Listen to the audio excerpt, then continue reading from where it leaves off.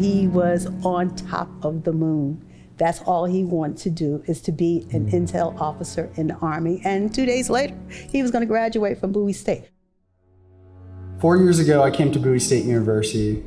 In that time, no other day besides this one has brought me such joy and happiness as today, the day that I get to be with all my friends, family, cadre, on the day of my commission. He had a purpose, and that purpose was fulfilling as being an officer in the United States military. As I begin my military career, I'll keep each one of you that helped shape me in my heart and close to my mind. I'll never be a stranger. Thank you.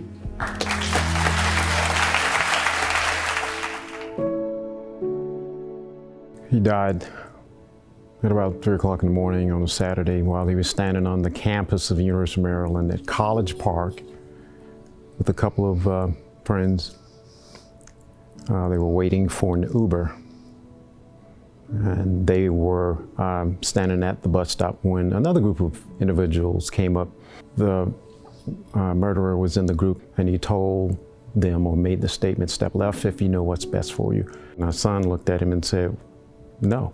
And he stabbed him in the chest. And he staggered, from what I'm told, and fell on the curb, on the sidewalk in front of the bus stop or shortly away from it, and basically bled out on the sidewalk there. I tell people the crime that my son committed was he said no to a white man who thought he was superior to him. Simple.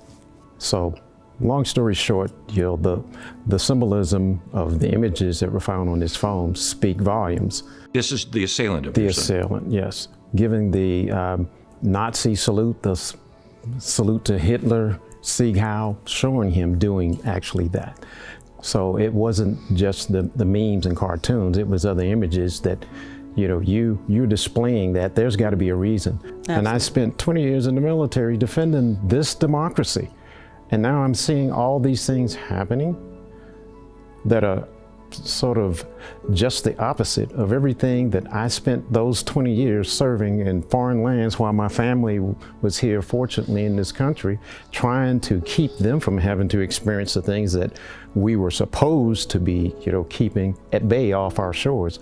Now it seems like those very things are not just at our shores, but they've infiltrated every facet of our society. Your son's grandfather had also died as a victim of hate. Tell me about that. Yes, that was my father in 1954. He was he had been drafted into the Army. He fought in the Korean War.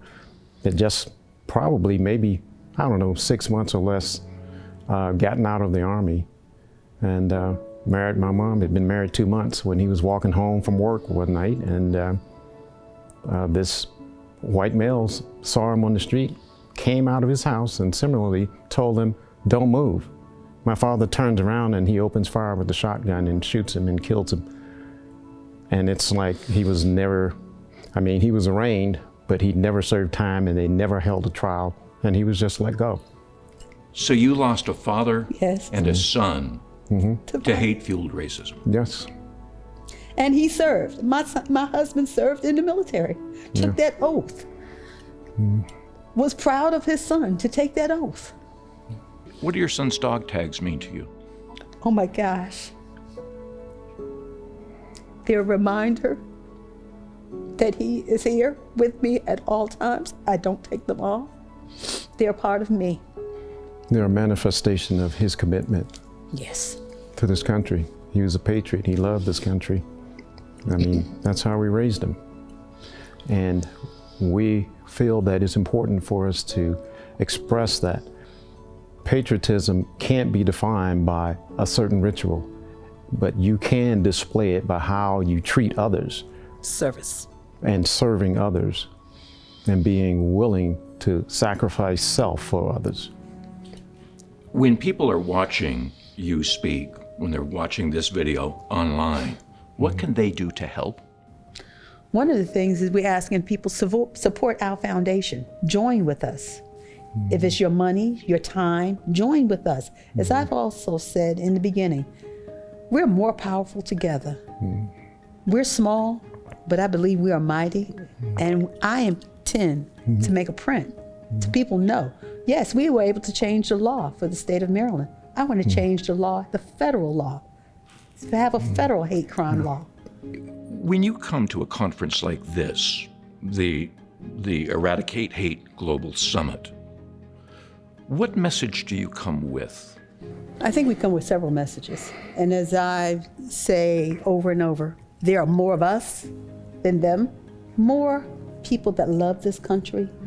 And I will not have anyone tell me that I am not a patriot. We love this country. We understand the values. But when we come together, stop singling out the other, whatever that other is, what you think that other is, and that they should not live. That's not who we are. And that's why we come to this type of a summit, to join forces. I don't have a broken heart, I have a shattered heart.